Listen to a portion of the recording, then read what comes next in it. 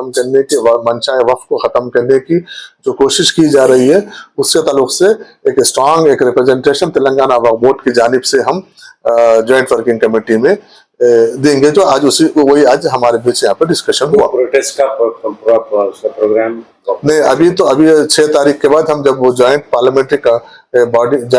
Committee में जब हम प्रेजेंट करेंगे, उसके बाद फिर आगे क्या स्ट्रैटेजी होगा फिर तय करेंगे। जो दूसरे रियासतों के वक्फ बोर्ड चेयरमैनों को बुला के वो 6 तारीख के बाद हम डिसाइड करेंगे। उसमें प्रोटेस्ट का भी होगा या जल्द से आम होगा, या फिर आपका दूसरे चेयरमैन स्टेट्स के चेयरमैन और सीईओ को तेलंगाना को मिला के 10 नॉन बीजेपी स्टेट्स है, उसमें चेयरमैन और सीईओ वगैरह जहाँ पर चेयरमैन नहीं है वहां पर क्या करना है उसके ऊपर तफसील से बात करके हम 6 तारीख के बाद उसका प्लान करेंगे। फिलहाल तो 6 तारीख की तैयारी में 6 तारीख एक डॉक्यूमेंटेशन, क्योंकि वो स्ट्रांग हमारा एक सजेशन सब हमारा ओवरव्यू हमारा व्यू उनके गवर्नमेंट के वो कमेटी के सामने हम रखने की कोशिश कर रहे हैं। तो मेंबर्स बोर्ड के मेंबर्स है, वो बोर्ड के मेंबर्स, दूसरे को नहीं, बाहर नहीं, जो भी है बोर्ड के मेंबर से रहेंगे।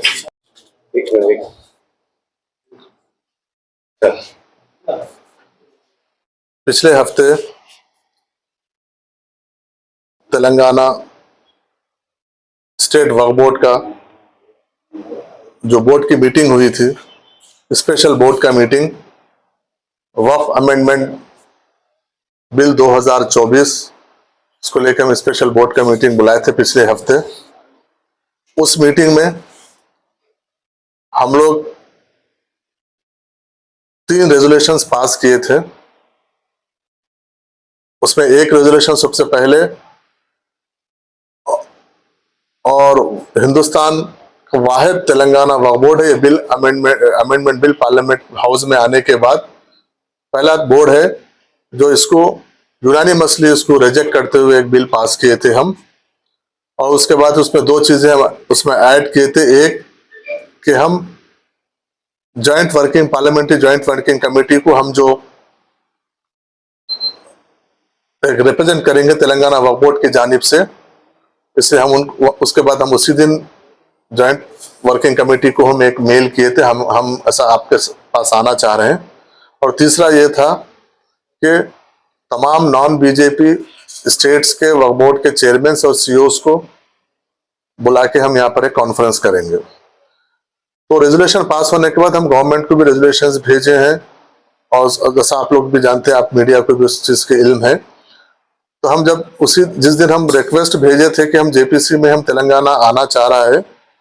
ज्वाइंट वर्किंग कमेटी में, तो हमको दूसरे दिन वहां से रिप्लाई आया कि तेलंगाना वक्फ बोर्ड को 6 तारीख के दिन 2:30 बजे का टाइम दिया गया ज्वाइंट वर्किंग कमेटी की जानिब से। तो उसी सिलसिले में हम बहुत सारे अहम शख्सियात से इस बिल के जो 40 अमेंडमेंट बिल है, इसमें जो इसके ऊपर हम बहुत सारे ब्यूरोक्रेट्स है जो अभी जो आईएएस है, ब्यूरोक्रेट्स है जो रिटायर आईएएस है, सीनियर्स है, और बहुत सारे वकला है, एडवोकेट्स है जो सीनियर एडवोकेट्स है, प्रैक्टिसिंग एडवोकेट्स है, सोशल ऑर्गेनाइजेशन से हम लोग बात किए, रिलीजियस ऑर्गेनाइजेशन से बात करके हम एक कंपेरेटिव हम एक फॉर्मेट तैयार किए जिसमें 1995 का एक्ट है और 2024 का जो अभी प्रपोज्ड बिल है वो रखते हुए हमारे उस पर सजेशंस पूरे सभी 40 उसके ऊपर हम सबको सर्कुलेट किए। उसके बाद हम जो 6 तारीख के दिन हम जो प्रेजेंट करने के लिए जो हमारे पास हम जो डॉक्यूमेंट हम जो रिप्रेजेंटेशन लेके जाएंगे उसका एक रफ ड्राफ्ट लेके हम ये जुमा के दिन ये डिसाइड किए कि हम पीर के दिन एक इनफॉर्मल मीटिंग बोर्ड के मेंबर्स के साथ इनफॉर्मल मीटिंग हम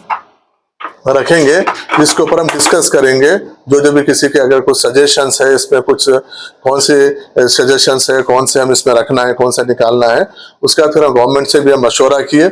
गवर्नमेंट से भी हम जाने की इजाजत लिए, गवर्नमेंट भी इजाजत दी। और उसके बाद फिर हम गवर्नमेंट का भी ये सजेशन था कि आप इनफॉर्मल मीटिंग आप मेंबर्स के साथ बैठिए। उसके बाद कुछ चेयरमैन जो हुकूमत में जो माइनॉरिटी वेलफेयर डिपार्टमेंट से रिलेटेड चेयरमैन हैं और दूसरे भी मुस्लिम चेयरमैन हैं, उन लोगों को भी बुलाइए, उनको भी सबको। और इसके लिए आज की मीटिंग में हम एक इनफॉर्मल मीटिंग सुबह में हम 10:30 बजे से हमारी 12 बजे तक हमारे बोर्ड के मेंबर्स की इनफॉर्मल मीटिंग थी, जिसमें बोर्ड के हमारे मेंबर ऑफ पार्लियामेंट जनाब असदुद्दीन अवैसी साहब थे उस बोर्ड के मीटिंग में, हमारे इनफॉर्मल मीटिंग में, और जनाब अकबर निजामुद्दीन साहब हमारे सीनियर मेंबर बोर्ड के थे, हमारे एमए के मुखीद साहब एक बोर्ड के मेंबर थे, और निसार हुसैन हैदरी साहब उस बोर्ड के इनफॉर्मल मीटिंग में थे, और वक्फ बोर्ड के नए सीईओ असदुल्ला साहब थे, और उसके बाद वक्फ बोर्ड के जो गए गुज़िश्ता कल तक जो ऑथोराइज ऑफिसर थे लियाकत हुसैन साहब थे, वो मीटिंग में हम इन डिटेल में डिस्कशन करके सबके सजेशंस हम लिए उसमें, और जिस तरीके से जॉइंट वर्किंग कमेटी काम कर रही है उन सजेशंस वो लोग किस तरीके से उनका क्या उन लोग की इंक्वायरीज है, क्या क्वेश्चंस है, वो लोग क्या पूछ रहे हैं, हमको क्या देना चाहिए, उसके ऊपर डिटेल से उसका डिस्कशन हुआ। और honourable parliament member of parliament Asaduddin Owaisi साहब भी एज ए, क्योंकि वो खुद भी एक जॉइंट वर्किंग कमेटी के मेंबर है, वो भी कुछ सजेशंस दिए कि किस तरीके से हमारा रिप्रेजेंटेशन होना चाहिए, उसके ऊपर डिटेल में डिस्कशन हुआ। उसके बाद 12 बजे से हमारे जो हुकूमत के नुमाइंदे हैं, खासतौर पर माइनॉरिटी गवर्नमेंट के माइनॉरिटी अफेयर्स के एडवाइजर जनाब शब्बीर अली साहब आए थे, उनके साथ साथ माइनॉरिटी वेलफेयर के स्पेशल सेक्रेटरी जनाब तफसीर इकबाल साहब आए थे, और टेम्ब्रिज के वाइस चेयरमैन और प्रेसिडेंट जनाब फ़हीम कुरैशी साहब आए थे, और माइनॉरिटी फाइनेंस कॉरपोरेशन के चेयरमैन उबैदुल्लाह कोतवाल साहब आए थे, उर्दू अकेडमी के चेयरमैन जनाब ताहिर बिन हमदान साहब मौजूद थे, उनके साथ साथ फूड कॉर्पोरेशन तेलंगाना गवर्नमेंट के फूड कॉर्पोरेशन के चेयरमैन जनाब मोहम्मद फ़हीम साहब आए थे, और स्टेट लाइब्रेरी के चेयरमैन जनाब प्रोफेसर रियाज साहब आए थे। इन लोग के सामने भी जो हमारे मेंबर्स का जो डिस्कशन हुआ, जो डॉक्यूमेंट्स थे उनको भी हम सर्कुलेट करके उनके साथ भी हम इन डिटेल में डिस्कस किए, और उनके तजावीज़ों को भी जो वहां पर दे सकते थे लिए, क्योंकि हमको कल जॉइंट वर्किंग कमेटी में कल हम उनको सॉफ्ट कॉपी भेजना है, तो आज उनसे भी कुछ, अगर शाम तक आपके पास भी कुछ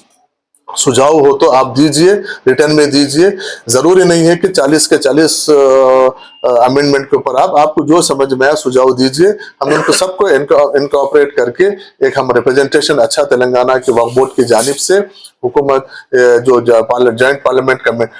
वर्किंग कमेटी है उसको हम 6 तारीख के दिन प्रेजेंट करेंगे, क्योंकि 6 तारीख के लिए 7 मेंबर्स का हमको परमिशन मिला है। 7 मेंबर्स के लिए हम मैक्सिमम आप 5 से 7 मेंबर आ सकते हैं करके हम उनको रिक्वेस्ट किए कि मेंबर्स को आप थोड़ा सा बढ़ाइए, तो बोले कि नहीं हम 5 से 7 मेंबर से ज्यादा हम नहीं, तो इसलिए हम तेलंगाना की जानिब से इंशाल्लाह हम 7 मेंबर्स बोर्ड के जानिब से 7 मेंबर्स वहां पर 6 तारीख के दिन 2:30 बजे हमारा टाइम है, उसमें जाके वक्फ बोर्ड को बचाने के लिए जिस तरीके से वक्फ बोर्ड को